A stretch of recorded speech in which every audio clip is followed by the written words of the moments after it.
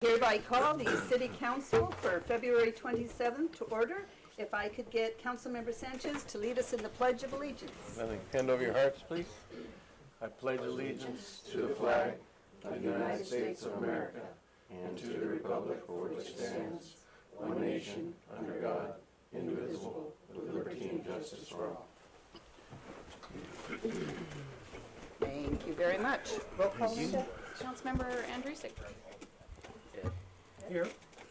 Councilmember King. Here. Councilmember Sanchez. Here. Vice Mayor Mercado. Here. And Mayor Sierra. Here. Thank you very much. Do we have any reordering of the agenda tonight? All righty. And we move on to public comments. I don't have any speaker slips, but if there's anybody in the audience who wishes to get up to give us their 3 minutes of anything they want to talk about, now's your opportunity. Closing public comments, moving on to the consent calendar. We have the minutes of February 13th, 2020, regular City Council meeting, list of claims to be approved and ratified for payment to date for fiscal year 2019-20, the monthly treasurer's report from January 31, 2020, the 6-month report for fiscal year 2019-20 from the Buellton Visitors Bureau, acceptance of the public trail easement, flying flags, and the quarterly report for July 1, 2019 through September 30th, 2019 from Visit San Ynez Valley or Visit SYV. Any questions, comments, concerns? Move approval. I'll second. Linda? Okay, Councilmember King. Aye. Vice Mayor Mercado. Aye. Councilmember Andrusik. Aye. Councilmember Sanchez. Aye. And Mayor Sierra. Aye, thank you. No presentations tonight? No public hearings tonight? Not tonight. Council member comments / items? Councilmember King, any comments / items from you? Just a comment that I think that Scott did a very excellent job. Thank you. Along I'll with second Kathy that. and her visitor center. It was very concise, kept my attention the whole time. It was outstanding job. Thank you. Terrific. Double kudos. Councilmember Andrusik, any comments / items?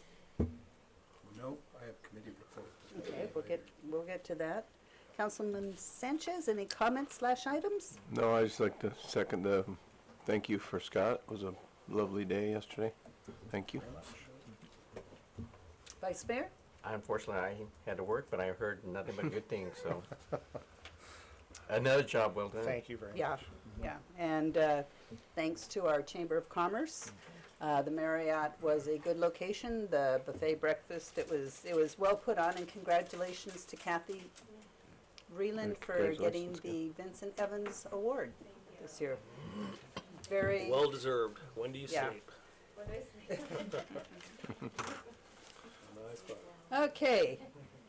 Written communications, none? None tonight? Committee reports. We'll start at this end. Councilmember King, any committee reports? No, ma'am. Central Coast CCWA, Central Coast Water Authority, met this morning. We had a 2.5-hour meeting. Everything was fine. The only thing is the outlook for rainfall and water is extremely low. So Oh, we're not going to get any good rain. that will be, they do not see any in the forecast. We're talking about maybe 1/10 of a foot, and that's Okay. Thank your you. pool's filled up early. Anything from you? No, thank you. I went to two committees this week. One was the City of Buellton Union School District Joint Committee. We discussed a couple of items. One is the reduction of their water meter, and I know they're going to get back to Rose on that, from going from a 3-inch to a 2, and then just making sure that that they qualify with the fire suppression to do that change, and that'll help them out financially. The other was a major the HVAC system in the gymnasium. It's been down for 2 years, and doing some investigation. It's a proprietary system, so we're going to have to do a little bit more investigation before we can get that up and running. But we do have some good information that'll help us put the ball back into our corner, being the district and the city. So hopefully we'll have that in our next meeting by the 31st of March. Terrific. The other, Those get expensive. yeah, it will, yeah, this is gonna be really major. The other one was, the Board of Directors meeting for the Visitor Bureau, and Kathy did another outstanding job, so, that was part of the The presentation. presentation, so Terrific. it will be good. Thank you very much. The 19th, I was SB-CAG's representative for the US 101 Central Coast Coalition in Sacramento for the 2020 Legislative Day. We hit, the California Transportation Commission, Caltrans, the Governor's Office. We met with Tim Gubbins. Haven't seen him in a long time. It was, you have to go to Sacramento to see him, I guess. And Caltrans is looking at changing their rules regarding speed limits on highways through towns. They're loosening up. You don't have to meet all the criteria. They're studying it, so that's something we should be aware of. Then the next day, I went to the CAG meeting in Santa Maria, and Clean Air Express is getting 17 buses from Antelope Valley. The city of Santa Maria is working on that for us at a cost not to exceed $100,000 for 17 buses. That's not bad. And then I had the Council of Cities for LAFCO appointments, and Roger Seves was reappointed for the city member on LAFCO, and I was reappointed as the alternate for the city. So that's it. Congratulations. Thank you. Can I get a question from you? Is Caltrans trying to change the prima facie for business districts? Is that what they were talking about? They didn't say business districts, they just said communities. So I don't know if that would include business districts, I would imagine. But I was just told through communities that they're looking at different ways of figuring out speed limits, and that they were trying to find ways to reduce the speeds. Because business and residential is 25, posted or not. That's a prima facie. Even with a highway. Correct, if it's a business district. So I just wonder if they were changing that. No. Alrighty. We'll have to get that one checked. Okay, business items. Agenda item number 7 is ordinance number 20-02, an ordinance of the City Council of the City of Buellton, California, prohibiting the offer or operation of shared use electric scooters within the city limits. This is the second reading. Mr. Wolf. Thank you, Madam Mayor, members of the City Council. As the Mayor mentioned, this is the second reading of this particular ordinance, which would have the effect of prohibiting the operation and offer of shared use electric scooters within the city. This does not preclude individuals from purchasing, owning, or operating such devices within the city, only the operation of the commercially oriented scooters. So this is the second reading. If you have any questions, I'll be happy to answer them. I had a question. Gentlemen, any questions? Yeah, if someone rented a scooter to go out and to be returned in one location, is that different than, I just occurred to me, somebody might rent scooters and rent them in one spot and then have them returned in one spot. As long as, is there part of that? So that says- by definition, these are to be returned in unstaffed self-service locations. Oh, okay. So if somebody was running a tourist-centered business that offered scooters and bikes for sale, that would be legal and not covered by this because they'd be returned back to the Right. location Okay. that's staffed. That's They'd just- be okay. Good, thank you. Any other questions? Then I open it to the public for comment regarding our ordinance on scooters. Seeing no responses, I close it to the public, bring it back to council for discussion and a motion.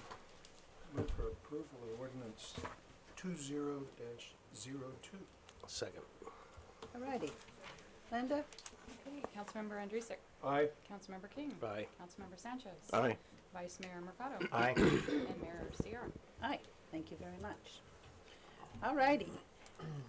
Discussion and direction regarding industrial way lighting solar options. Ms. Hess? Thank you, Madam Mayor, members of City Council. I have provided in the staff report at the first section just a general background, that bullet point that has the dates and council actions, just so that there's a historical record for discussion and for the public. But the meat of the staff report today is in regard to council's direction for staff to research solar street lighting options for industrial way. So in the research we've conducted, we found 4 different solar companies and looked for different criteria to compare all of these companies' products, and particularly if they had existing examples of their use for streetlights applications. So in attachment 1 is kind of the general written summary for you as far as the different types of models, the configuration, their design capabilities. We did ask them about lights, battery life. Most noted that they can have designs that allow the batteries to provide charge for up to 5 days. None of them offered service or service agreements. They did have warranties for the actual equipment, and those varied as well. Some companies did provide poles, some didn't. Some provide, the whole units. So we tabled all these items in attachment 2, so it's easy to compare amongst the 4 different companies that we did were able to speak to. The bottom line with all of them is they are solely manufacturing company, so they don't install. They will provide a limited amount of design for the photometric layouts, but just for that particular item. They don't provide any of the foundation design or so on for the actual installation. None of them also work with any particular companies for installation. We'd have to go out to bid separately for that. We just have cost estimates as well. Our closest cost estimate is in relation to one of the products that was used by the city of Goleta, because that is the only project we were able to actually verify product installation. So we were able to get information for those lights. Let's see. Just briefly, we did also do some investigating as far as the liabilities for the light, because that was one of the questions. If the lights don't last all night, then, whose liability is it? They aren't owned by the street lighting companies. They're not owned by PG&E. So ultimately, the city would accept responsibility and maintenance for the items. We did check with JPIA and the city attorney's office, do a little bit more research as far as how far our liability extends. And so long as we aren't installing the lights as a need to solve a problem in that area, there isn't a specific liability that can be attached to it. I mean, we're still in the forefront of this, though, so that's not a guarantee as well. I'm sorry, go ahead, John. I'm sorry, if nobody's complained and we're not doing it as an emergency for safety. Correct. It's just That's correct. We're doing it proactively, right? Right, Okay. right. So having said that, if the lights go out, later in the evening and they're not there through dawn, we may not be liable for any issues. Again, that's a may, because there hasn't really been cases of these for a duration of period that we can build some history and statistics. And that was one of the issues when we were doing the research as well, because they've all been so new. We don't have any statistics as far as, okay, well, do they really last 5 days, for example, as they're claiming? What are the repair requirements, like maintenance issues that's come up? So that hasn't really occurred.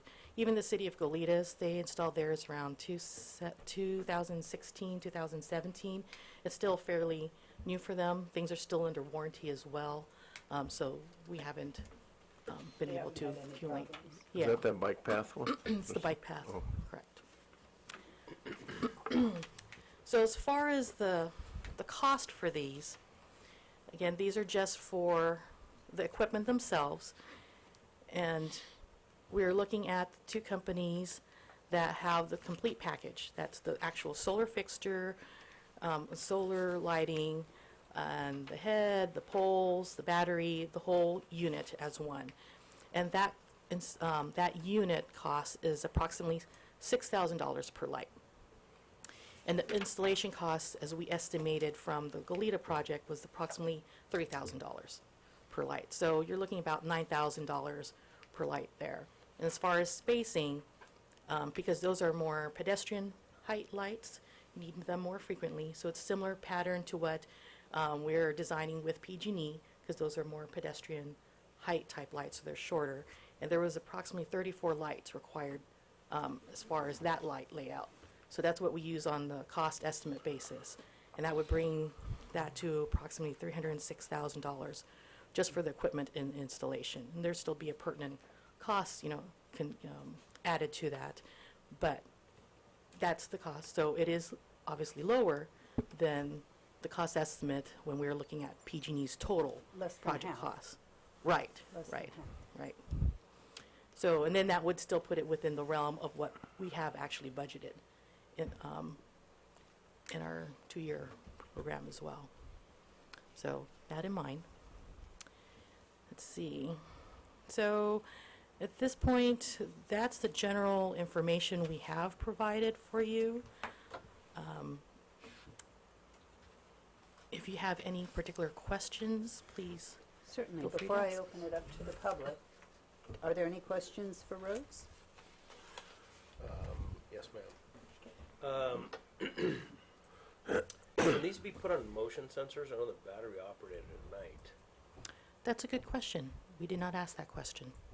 because my thinking would be that that would extend The life. the life of the light. Only if, car, pedestrian, bicycle rider goes by, a motion sensor would kick it on, and then you probably wouldn't have an issue with it not lasting until daylight. Okay.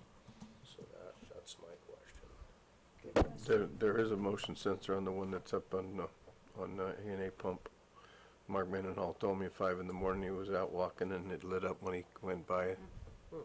So, There's my answer. Thank you, Mark. yeah, I mean, well, he's, Yeah, thanks, Mark. Good night. I didn't bother going by there at 5 in the morning.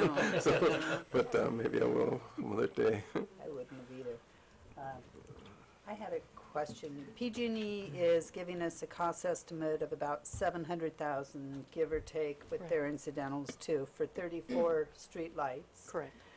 Are we looking at the same amount of streetlights with this solar project? Yes, that's It how would I be the came at same that then. number, about It would 34. be the same. Right, and then once, when we do the RFP for, if we're going that direction, we will do an RFP for the fixtures units themselves. And we commence with that portion and initiate the actual design, the photometrics. That'll verify the actual quantity, but I'm pretty sure the layout will probably be around 34.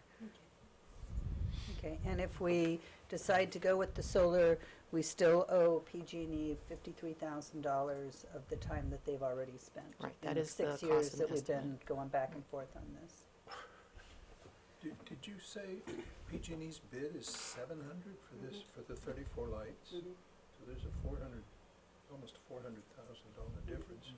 Pay them the 53 and thank them goodbye. Yeah. Okay, Cut They're your gonna losses. they're gonna raise their rates. We would Well- own these, right? Yes. Yeah. We um, would totally own yes. this. shall I open it up to the public real quick? Yeah, go ahead.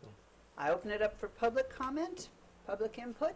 Please, step up, and when you're done, if you could fill out a slip, that'd be great, but step on up, please.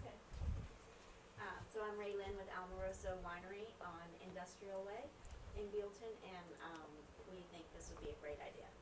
One, we are a sustainable winery, so that's a nice thing to add, to being on a street that has sustainable lighting, solar lighting, and that type of product, so we would be all for it. Wonderful, thank you very much. Is that a Anybody tasting else? room? It's a wonderful tasting, Yeah. beautiful Sure, olive Brian. tree. Yeah, never been there. Yeah, I'll have to go down there. Wow. Anybody else? Bringing it back to council for direction. I'm on the green team, so it's kind of a no-brainer for me. I like to see Buellton lead the way. Seems like a no-brainer also for the savings. Right. So I move for approval of that. Any other comments? Well, I know John and I were, when we looked at this at the city meeting at Long Beach? Long Beach, I think it'd be a great idea. I think we pay off PG&E and go forward with it. I think in the long term it'll give us an advantage of seeing what it'll do. You look at the pictures from Beaumont, and having been in Beaumont, it's been a while, but that was a cow town. There used to be horse ranches and dairy farms, and you could grow alfalfa there, so it's nothing out there.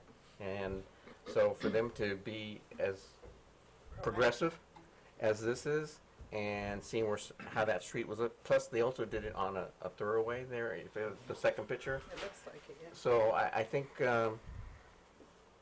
hopefully you can get a response from them. I know you didn't get one from them, but it'd be nice to see how they are working out. And but I think it's a direction, there, and maybe Second Street. We've talked about putting some lights there. It gives us an avenue to go in a different direction, and I'd be all for it. Okay, so Ed made a motion.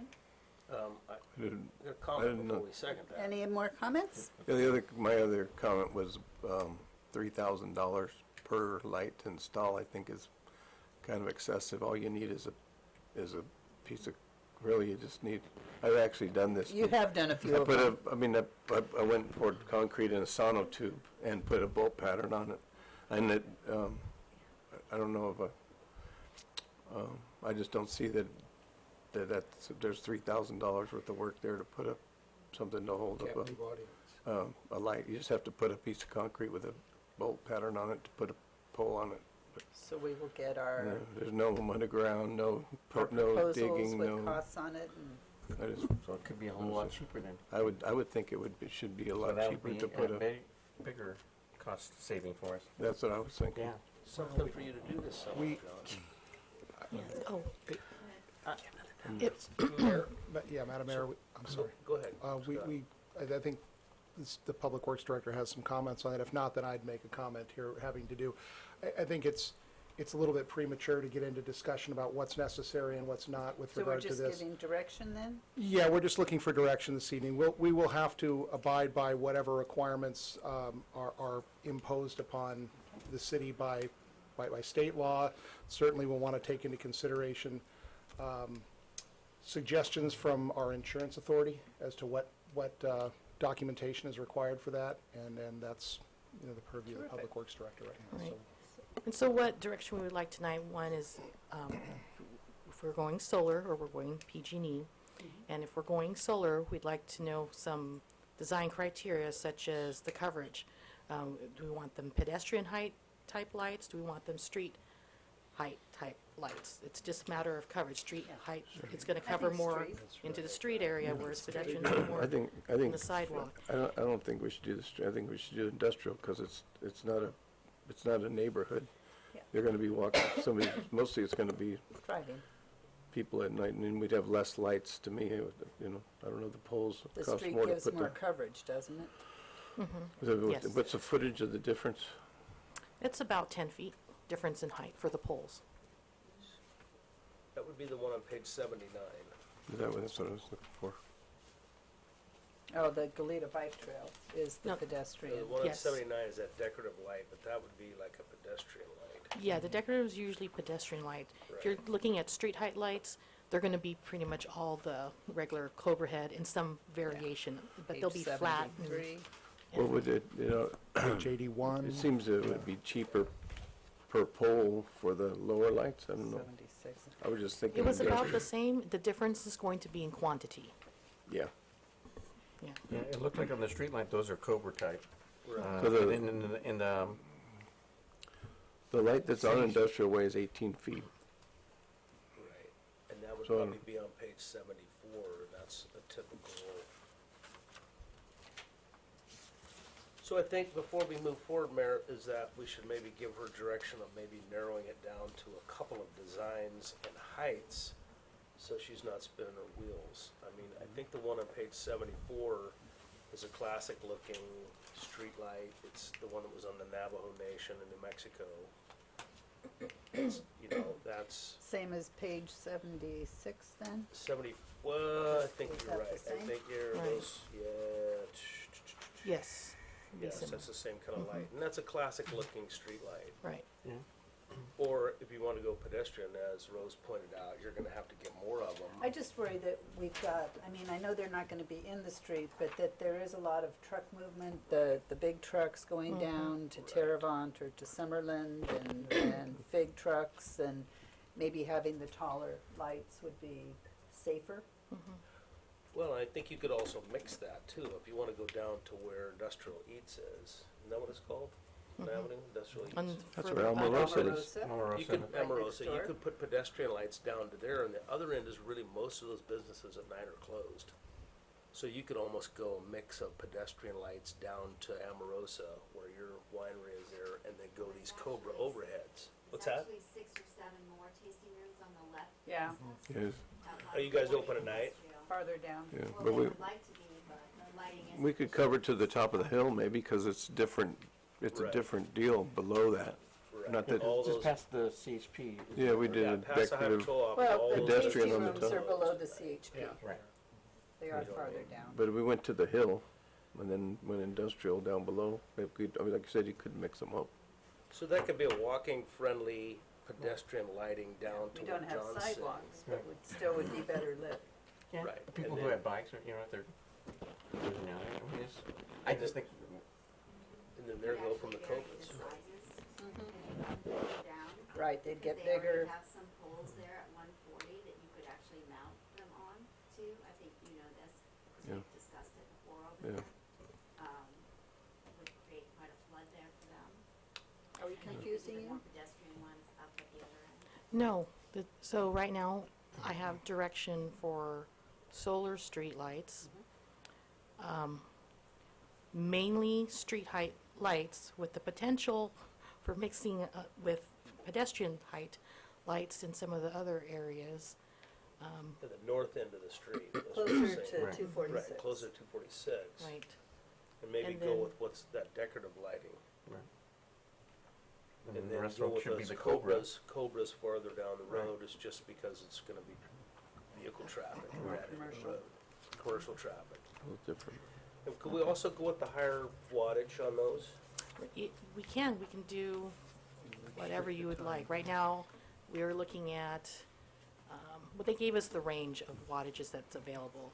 The standard was going to be 100 watts. Well, on page 70, there's this out beam, it says here, is a 130 and a 260. Okay.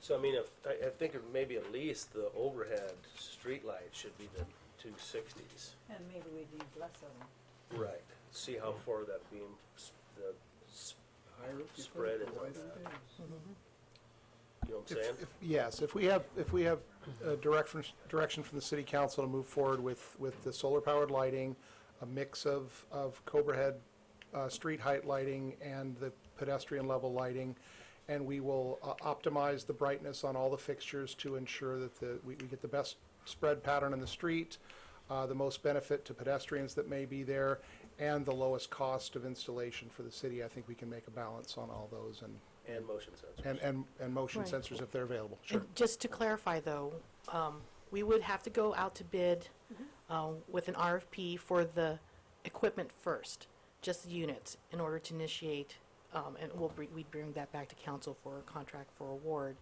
And that would initiate the actual design with the photometrics for them and continue the rest of the civil design. And then, once that's complete and we have a set plan and specs, we would go out to bid for the actual installation portion of it. Right. But the city would be able to purchase the equipment beforehand. So if we go on a higher wattage on these, we may not have to use as many. Correct. Right. Oh, I'm sorry, go ahead. I was just going to follow up on what the director said. The reason that you want to do an RFP for the equipment is it doesn't tie you into the lowest cost. It allows you to pick the best one for the site. You have to do, the installation has to be an invitation for bids. It has to be the lowest cost. It's a public works project. But by doing this sort of phased procurement, you're able to take in the proposals you get, look at them, judge them. Are they do you really believe somebody can come through with what they say they can do? Is something with a slightly higher price better for you as a city? And that's the decision of the 5 of you, not of those of us sitting down here. So the way that the director set it up is to give the 2-step process for that reason, because we think it's going to be the best thing for you guys to make good decisions for the city. Good to know. Thank Madam you. Mayor, I wondered if Art or John had input from the displays they saw, because this is a major move, that perhaps they could set up a sample, have one installed so we could have an observation before we buy all of them without We ever. do have one up seeing right it. now Well, I meant, on this one, industrial. We do have a solar light on industrial. but at the height that we're talking? Well, it's not at the height we're talking about. The the difficulty here is that there are going to be multiple vendors we're going to send it out to. They are all going to have different products, and so in order, the ones that were installed out here were, I think, installed as more of a proof of concept, so that we could go by and see, yes, this is the kind of light that can be generated by these devices. It might be a little difficult to try and pick and choose which vendors are going to come out and put them out there. So we can get specifications from each of them indicating the brightness and the spread based on heights, and then we can continue to seek out verification and from other cities where these have been installed. All good? Oh, good, I think that's the direction. Second. You got your direction? Yes. Alrighty, moving on then. Agenda item number 9, consideration of draft request for proposals for engineering services. Director Hessigan. Thank you, Madam Mayor, members, City Council. So staff has been working with our ad hoc committee, which included Mayor Pro Tem Mercado and Councilmember Sanchez, to review engineering RFP. So the final draft that has been prepared is provided as attachment 1. It's quite similar to the prior one that outlines the general scope of work that's provided in general engineering staff, development review services, capital improvement projects, transportation services, stormwater management services, permitting administration, GIS mapping, surveying and title easement deed work, water distribution, wastewater collection systems, streets and roads, just general compliance, backflow management, utility coordination, watershed and flood protection services, and other activities as we need to supplement our resources. There's a few changes in the actual RFP, and that was specific to, let me see if I can find the page here. So, it's the expectations of the consultant under the statement of work. It's B2, page 6 of the RFP, which is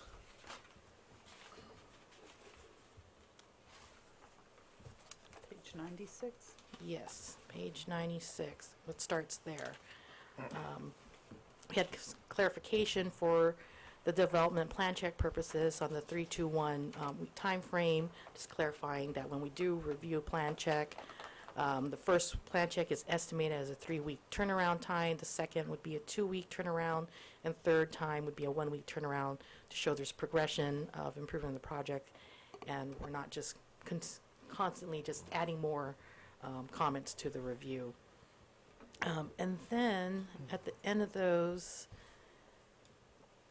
let me see, it's on page 97, we have added other expectations such as the invoicing to be submitted as a timely fashion to ensure that all the invoicing shall have sufficient backup to document the work provided. So enough of the details so the council's not trying to figure out what it is that they did in that time period. We also noted that we want, expect that the work to be done is provided by the correct staff member with the correct discipline and an appropriate staffing level, so that's economically beneficial to the city. So things that can be done administratively can be done, by an appropriate lower level staff that has a less charge than, the supervising engineer, for example, or whatever. So that way its level is appropriate. And then also, we had the last item just in there to also identify that the consultant understands that when the city can do the work in-house, that we will try to opt that route as well. Let's see, and in the proposal, again, we will have a review committee, an outside review committee that will review the proposals once they do come in. And that's made up off of other cities, public works directors, and city managers. And they'll provide a review process through there and then provide a recommendation, and council will have that opportunity as well. Wonderful.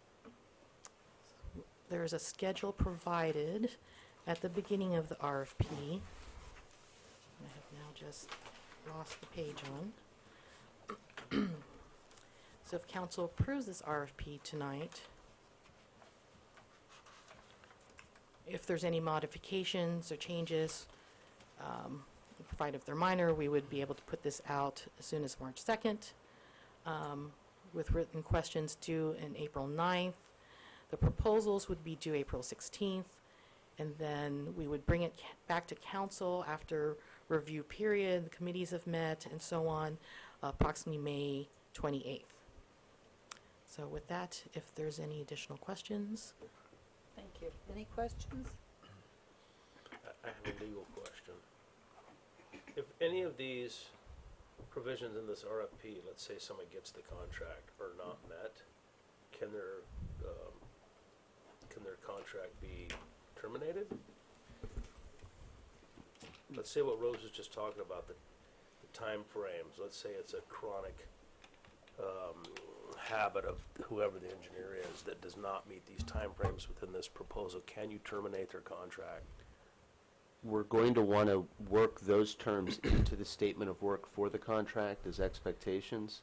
If there are problems, the contract will have a termination section, and obviously termination will include failure, what amounts to default, failure to meet the terms of the contract. So we can't default them just based on the RFP alone, but yes, that will get worked into the ultimate contract that we sign. So those provisions will be put into your ultimate contract. And Okay, answers my question. if they miss it once, then it's going to be a correction item. Right. But yeah, if it's a chronic problem, then yes. All right. And this is for a 2-year contract with a 1-year extension. Yes, so in the terms in there, similar to the last, it's it's straight 2-year, and then 3 1-year extensions. Okay. Got it. Any other questions before I open it to the public? Opening it up to the public for comment on our RFP for engineering services. Coming back to council for discussion and movement. First, I'd like to thank our ad hoc committee for spending the time, and city manager and Rose for working on this. It looks complete and well thought out to me. Yeah, well, in that comment, like John, we all had a lot of input, but Rose gave us a lot of good input, as well as Scott did. So I think giving that information, the changes that we requested came back on the second or third meeting, then it came up for something workable, I think that everybody can agree to. So, thanks, Scott and Rose. Good. Just a minor thing, but Sure. we've always been proud of our population, and it's at 5440 and not 5300. Oh, my gosh. Oh, We'll page update 93, that. correction. It's probably more than that with that new Page project. 92. Yeah, probably. 55. Yeah, This, the closer it gets to 5500, I think we'll all be happy. California Department of Finance recently put out their new population numbers. We'll verify that and get the official state We number got a before we census put going out. this year too, And so add it- 2% for inflation. We won't wait for the census. That's gonna take a while, but the DOF numbers are out, so we can Thank get you. those. so this just needs a consent to move forward? I'd actually like a motion because you'll be approving the RFP, the form of the RFP, and directing staff to move forward with it. Anyone? Well, I'll make the motion. Go ahead, in a Art. second. I'll make the motion to accept the consideration for draft request for proposal for the RFP for engineering services. Second. All righty, Linda? Okay, Vice Mayor Mercado. Aye. Councilmember King. Aye. Councilmember Andrusik. Aye. Councilmember Sanchez. Aye. And Mayor Sierra. Aye. Thank you very much for all the work. Our last business item, authorization of funds expenditure for critical upgrades to City Hall computer network. Mr. Wolf. Thank you, Madam Mayor, members of the City Council. As you'll recall, back in December of last year, staff informed the City Council that we were advised by the contractor that deals with our IT system within City Hall that a number of our desktop computers and our server, our network server within City Hall, were approaching the end of service, or end of support rather, by Microsoft. They're all running on a version of Microsoft Windows 7, and in January, Microsoft terminated the security support and security upgrades for that, necessitating the upgrade up to the operating systems. The computers themselves are old enough that they would not adequately run the new operating system, which is Microsoft Windows 10, which is a requirement for our finance department software, the Tyler Technologies suite of software that is run. Essentially, that means that the bulk of the computers in City Hall, as well as the network server, need to be replaced. And this was not an anticipated expense that's included in the budget. However, upon looking at this, we've done two things. The first thing we've managed to do is we've identified what I'll refer to as non-essential upgrade machines, those machines which are not frequently having to access the Tyler system, or those machines which have already been upgraded to Windows 10 through past upgrades or purchases. The remaining machines will be required to be updated. There is budget available for the bulk of those, both through the general fund budget for various departments that have budgeting for equipment, office equipment, computer type expenditures, as well as money that's available in the sewer and the water funds for computers, which will be used for those two departments, or those two divisions rather. This results in an unbudgeted amount of $7,452. However, our finance director has been sharpening her pencil lately and found that we had that the city had realized a savings of approximately $26,819 this year for liability insurance, which this was originally budgeted at $80,000. It only came in at a little over $53,000. So this the difference there could potentially be available to cover this cost and then some. So the $7,452 can be covered with that, should the City Council deem that appropriate. So at this point, staff would recommend that the City Council do approve that, authorize the expenditure in a total of $21,433.63 for the upgrade of the computer equipment. Staff will bring the computers that need to be addressed, or that can be addressed at a later date, back to the City Council. We will include the cost for those upgrades in the budget adjustment that happens at mid-year. Okay. Any questions? Does that have anything to do with our computers or access with our servers or anything? We're going to change anything? No, it shouldn't affect anybody's ability to Nothing of access it. it. We'll install a new server. The transition, we hope, should be seamless. That's hope. And with technology, it doesn't always work that way, but we'll work to make it as seamless as possible and correct any problems as quickly as they pop up. Alrighty, opening it up to the public. I do have a comment on this. Step up, please. It's nice to have company tonight. Thank you. Sorry, No, good. But on this server thing, I just went through this with my previous winery that I worked with, so I just want to warn you that there's a configuration issue with the server that costs a lot of money, so you should plan about a $6,000 extra expense for that. That wasn't told to us when we went through the whole process, but when you do the bigger server, and I'm not a tech person, but there's this whole configuration thing that's quite time consuming, requires quite a lot of labor and money, and it's, for us, was like $6,000 extra, not in the proposal that the company had given us, so, plan for extras. Thank you. Thank you. Thank you very much. Should that come to pass, we will come back to the City Council with a request for additional authorization. All righty. Bringing it back to council for discussion and possible authorization? Could we set up a thing that if that was the case, we would have to go out again, or is that something we could just have two figures? I mean, for You're just the, gonna come back to us if there's It's no gonna overrun, come- right? If there's an overrun, It's more than we'll come fair. back to you.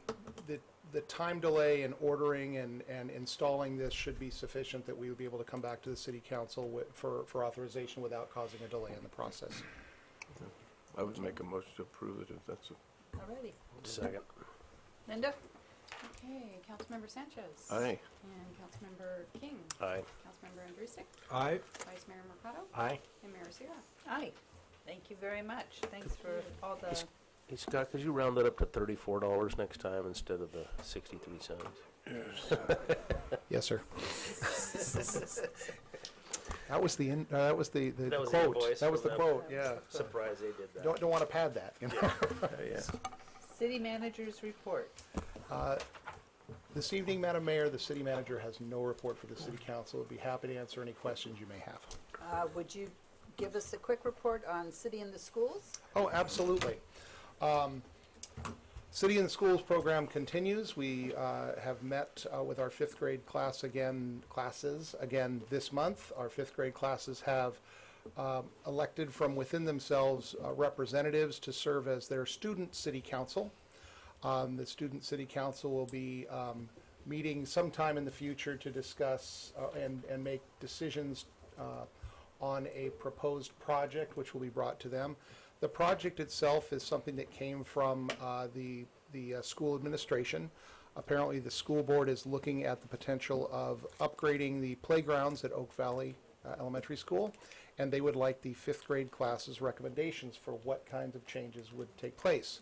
So we have introduced to the fifth grade class some of the equipment that they might be looking at. We've discussed with the fifth graders what types of things they should be considering, not only in terms of what equipment they would like to see, but in terms of things like who the ultimate users of this equipment would be, what age groups are we looking at, what types of disabilities may need to be accommodated. Next month, we'll get into the fun part, which is budget limitations and how they're going to make decisions based on what amount of money they have to spend. And this ultimately, we hope, will culminate in a meeting here in these chambers for the Student City Council and their peers to debate the issue and make a decision and a recommendation, which will be forwarded to the school board for their consideration when they look at this item. So, We don't believe the paintball is gonna. no, paintball, go-karts, and suggestion, airsoft, I think, yeah. are right out. But we were brainstorming, so they went on the board. So the whole school will be watching the city Thank council you. meeting. That's quite right. Thank you very much. Thank Way you. to draw me. Mr. Murphy?